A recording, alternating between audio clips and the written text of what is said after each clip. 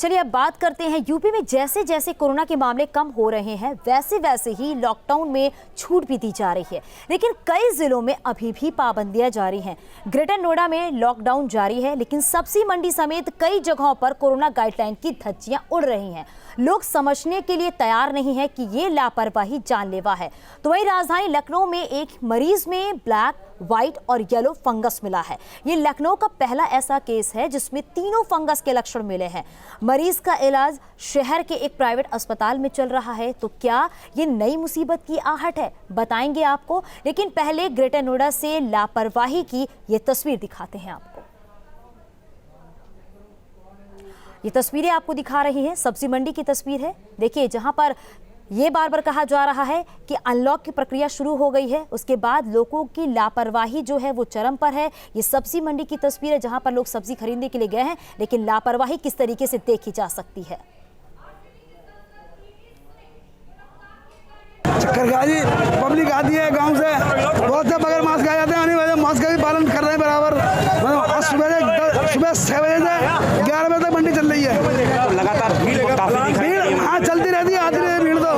भीड़ तो आती रहती है, जाती रहती है। हम इस समय मौजूद हैं ग्रेटर नोएडा में, जहां लगातार कोरोना वायरस संक्रमण के खतरे को देखते हुए प्रशासन भी अलर्ट है।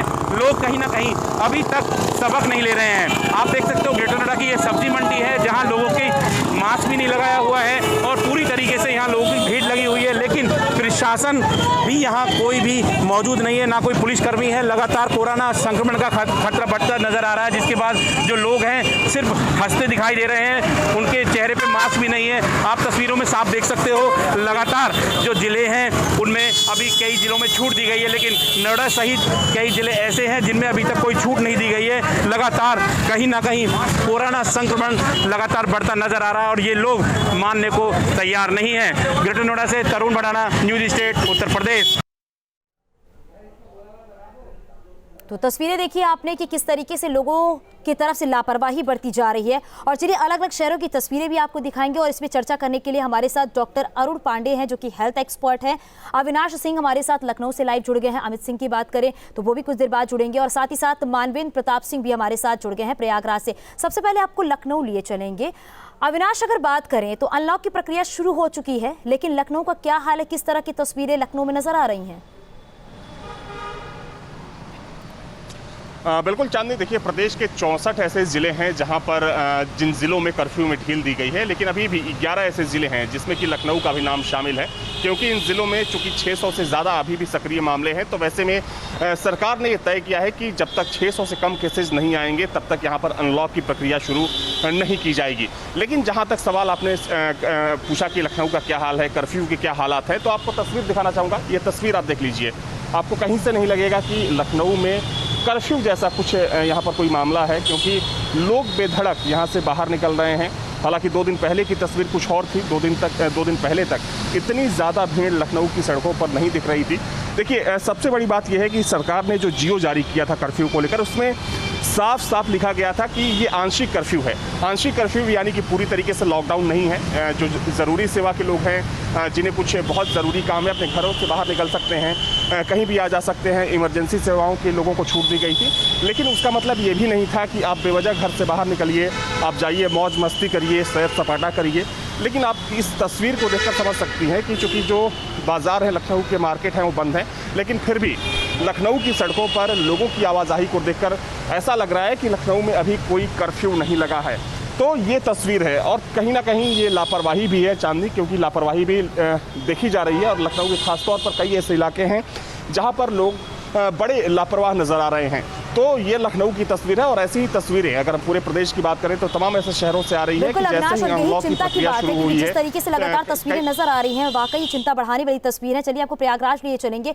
मानवेंद्र, अगर बात करें तो प्रयागराज की क्या कुछ तस्वीरें वहां पर नजर आ रही हैं, क्योंकि यहाँ पर साफ तौर पर कहा जा सकता है कि कोरोना गाइडलाइन की पूरी तरीके से धज्जियां उड़ाई जा रही हैं।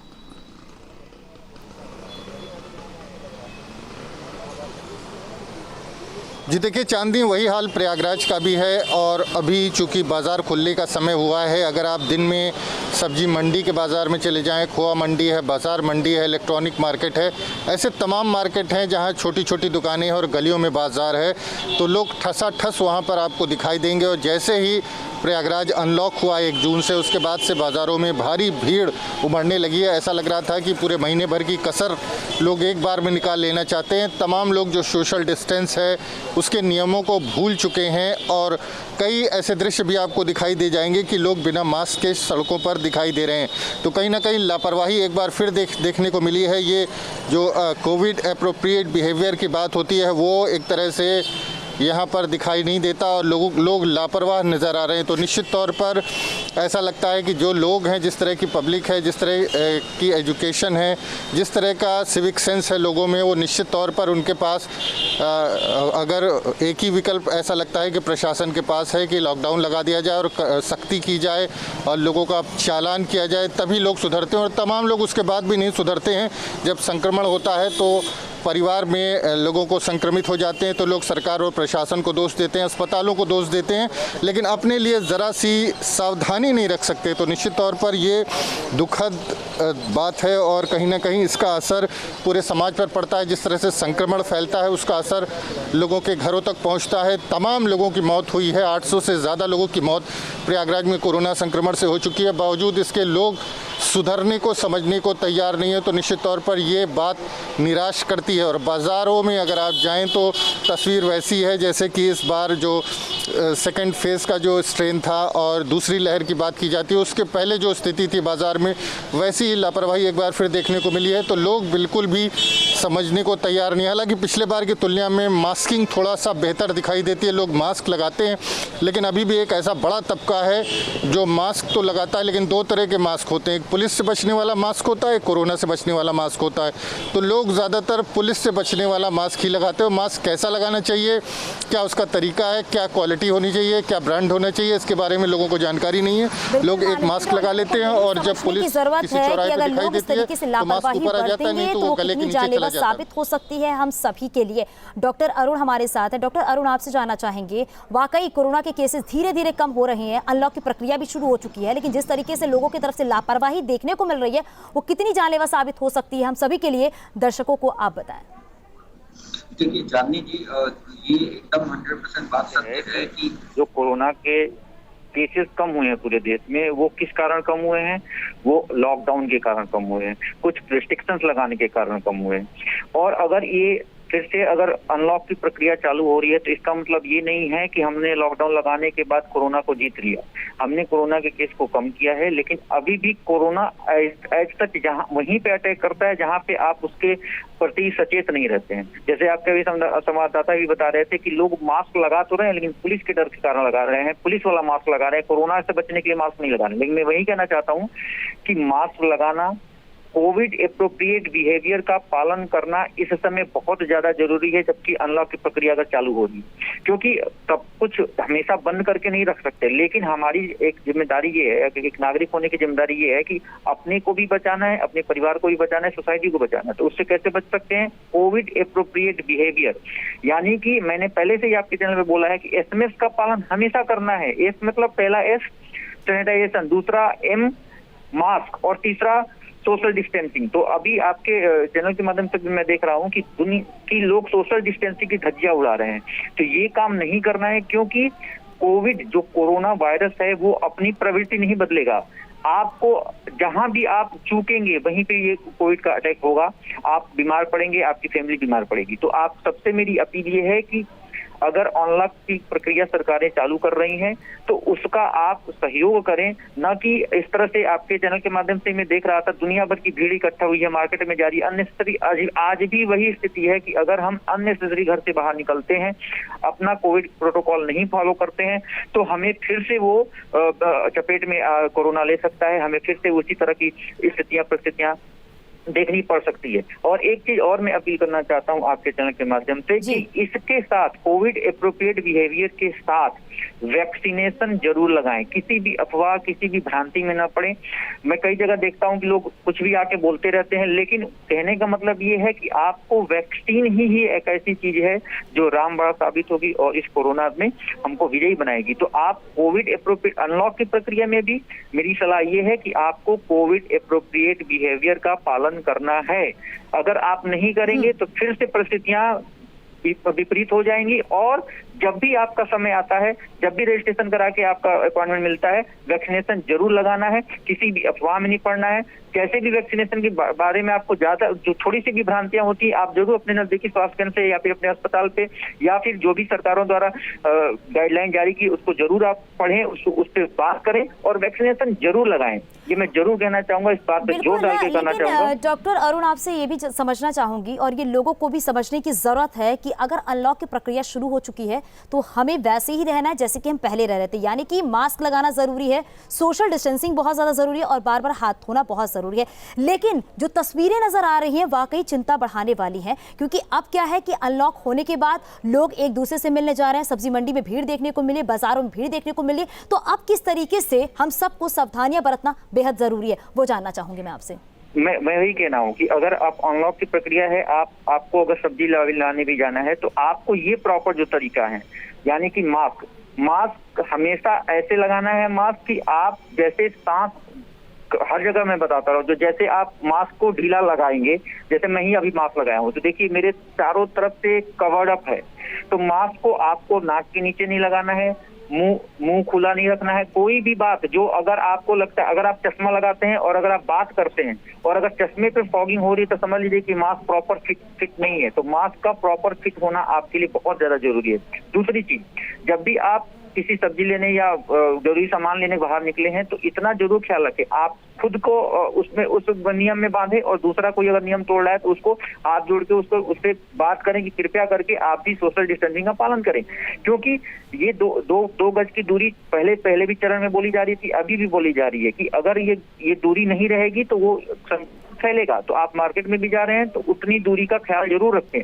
और तीसरी बात, बार बार हाथ धोना, जो आपने कहा बार बार हाथ धोना जरूरी इसलिए है कि क्योंकि हमारे कोरोना वायरस हमारे शरीर में जाने की 3 ही पोर्टल है, एक आंख, नाक और मुंह, 2 पोर्टल को हमने ढक लिया है, मास्क के द्वारा हमने प्रोटेक्ट कर लिया है, तीसरा पोर्टल आंख है। तो जाहिर सी बात है हम इंडियंस में बहुत ज्यादा आदत होती है कि हम लोग आंख और मुंह छूने की कोशिश करते हैं। तो कभी भी आप जब भी मार्केट में जा रहे हैं, बाहर जा रहे हैं तो आंख अपनी छूने की कोशिश ना करें, कभी भी मास्क के ऊपर ही ये आवरण को छूने की कोशिश ना करें, क्योंकि ये प्रोटेक्ट कर रही है। और अगर मान लीजिए वायरस के कण इस पे हैं और आप इसको छूने के बाद आंख को टच कर लिए तो उसमें भी आपको इन्फेक्शन हो सकता है। तो ये जो चीजें हैं जो बहुत सामान्य सी चीजें हैं, बहुत सामान्य सावधानियां हैं जिसको रखा जा सकता है। और ये तस्वीर जरूर डराती है कि अगर आप मार्केट में जा रहे हैं, एक जागरूक नागरिक बनिए, इस देश का एक जागरूक बनिए और अपने आप को संयम रखिए और दूसरे को भी आपकी जिम्मेदारी, क्योंकि देखिए मैं बताना चाहता हूँ जिम्मेदार नागरिक होने के साथ साथ इन बातों पर खासतौर पर ध्यान देना होगा, क्योंकि अगर बात करें तो जरा सी लापरवाही हमारे लिए कितनी खतरनाक साबित हो सकती है,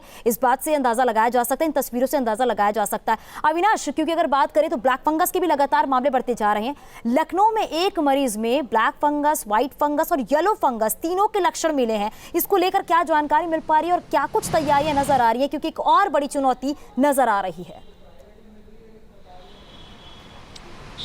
बिल्कुल सही बात है चांदनी कि कोरोना के बाद ब्लैक फंगस एक बड़ी चुनौती के रूप में सामने आया है। और जहां तक सवाल लखनऊ का है तो लखनऊ में सैकड़ों अब तक जो मरीज हैं ब्लैक फंगस के मिल चुके हैं। और हालांकि जिस बात का आप जिक्र कर रही हैं तो ये सच है कि ब्लैक फंगस के साथ साथ वाइट फंगस और जो येलो फंगस के मरीज हैं वो भी मिल रहे हैं। हालांकि इससे बचने के लिए और इसके उपाय के लिए सरकार की तरफ से तैयारियां भी की गई हैं। अगर हम लखनऊ के जेएमयू मेडिकल कॉलेज की बात करें तो यहाँ पर अलग से एक वार्ड बनाया गया है, क्योंकि देखिए सबसे ज़्यादा जो ब्लैक फंगस के मरीज हैं वो मेडिकल कॉलेज में ही एडमिट है। वहाँ पर एक अलग वार्ड है और तकरीबन 200 से ज़्यादा वहाँ पर मरीजों की तादाद है। यही हाल लोहिया संस्थान का भी है, वहाँ भी दर्जनों ऐसे मरीज हैं जो कि ब्लैक फंगस से पीड़ित हैं और उनका वहाँ पर इलाज किया जा रहा है। तो निश्चित तौर पर एक बड़ी चुनौती है और इसी चुनौती को देखते हुए राज्य सरकार की तरफ से कई ज़रूरी कदम भी उठाए गए हैं। जो बड़े शहर हैं, खासतौर पर अगर हम बात करें लखनऊ के साथ साथ कानपुर, बनारस, प्रयागराज, मेरठ, और जो दूसरे बाकी बड़े शहर हैं जहाँ पर ऐसे मामले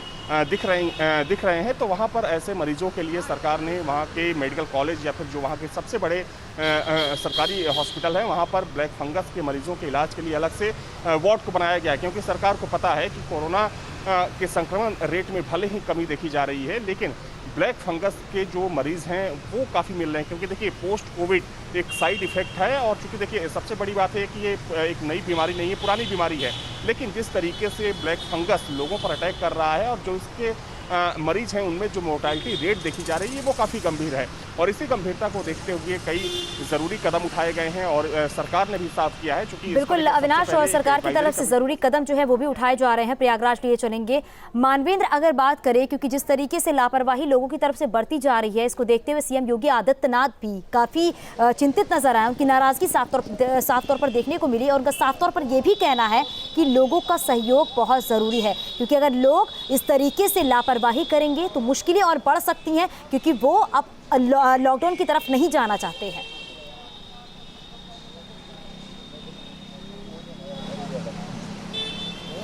जी बिल्कुल, जिस तरह से अब अगर आम लोगों की बात करें तो कहीं ना कहीं शिक्षा और जागरूकता का जो अभाव है वो स्पष्ट तौर पर दिखाई देता है। और जैसा कि डॉक्टर साहब बता रहे थे कि मास्क जो है प्रॉपर होना चाहिए। ज़्यादातर लोगों को ये नहीं मालूम कि मास्क से ये यहाँ पर जो नोस्ट्रिल है, नाक है, इसको अच्छे से लॉक होना चाहिए, नीचे से लॉक होना चाहिए। जो हवा है वो मास्क के इस साइड से इससे नहीं जानी चाहिए और नीचे किसी और दूसरे सोर्स से नहीं जानी चाहिए, वो मास्क से ही छन के जानी चाहिए। लेकिन ज़्यादातर लोग जो मास्क पहनते हैं वो कई बार ढीला डाला होता है, ऊपर नाक के बगल से यहाँ मास्क के ऊपर से हवा जाती है, नीचे से ओपन होता है। तो इस तरह की चीज़ ज़्यादातर अगर आप बात करें बहुत ज़्यादा लोगों को नहीं मालूम है। जब डबल मास्क लगाने की बात हो रही है, लोग एक खाली पुलिस से बचने के लिए मास्क लगा करके बाज़ारों में निकल रहे हैं, तो निश्चित तौर पर जागरूकता की कमी है। सरकार के सारे प्रयत्न लोगों की लापरवाही की वजह से कई बार विफल हो जाते हैं और जब लोगों की संख्या बढ़ती है, लोग बड़ी संख्या में बीमार होने लगते हैं, बड़ी संख्या में संक्रमण फैलने लगता है, तो लोग दोष देते हैं सरकार को, प्रशासन को कि लापरवाही के चलते जो है वो कोरोना फैला है। लेकिन निश्चित तौर पर लोगों की अपनी समझ भी होनी चाहिए, लोगों का सहयोग होना चाहिए, तब जाकर के इस पर कंट्रोल किया जा सकता है। एक रिसर्च ये भी कहता है कि अगर ज़्यादातर लोग पब्लिक मास्क लगा लेते हैं तो 80% से ज़्यादा मामले अपने आप कंट्रोल हो जाते हैं कोरोना के। लेकिन लोग जब मास्क नहीं लगाते हैं तो लॉकडाउन लगाना पड़ता है और जनता कर्फ्यू और तमाम तरह की चीज़ें जो कोरोना कर्फ्यू है उसकी नौबत आ जाती है। तो निश्चित तौर पर लोगों को ज़्यादा जागरूक बनना होगा और ये समझना होगा कि वो कोई एक व्यक्ति खुद जो है जिम्मेदार हो सकता है कोरोना फैलाने के लिए और उसकी लापरवाही से दूसरों को मुश्किल हो सकती है, दूसरे संक्रमित हो सकते हैं, पूरा शहर हो सकता है, समाज हो सकता है, क्योंकि एक व्यक्ति से ही ये आगे बढ़ा है। तो एक एक व्यक्ति के लिए जागरूक होना और गंभीरता से इस पूरे जो कोविड एप्रोप्रिएट बिहेवियर की बात की जाती है उसका पालन करना बेहद ज़रूरी है, क्योंकि एक भी कड़ी अगर टूट जाती है तो निश्चित तौर पर उसका असर पूरे समाज पर, पूरे परिवार पर। इस तरह से लापरवाही मिलती है तो वाकई और भी सख्ती बढ़ानी पड़ सकती है।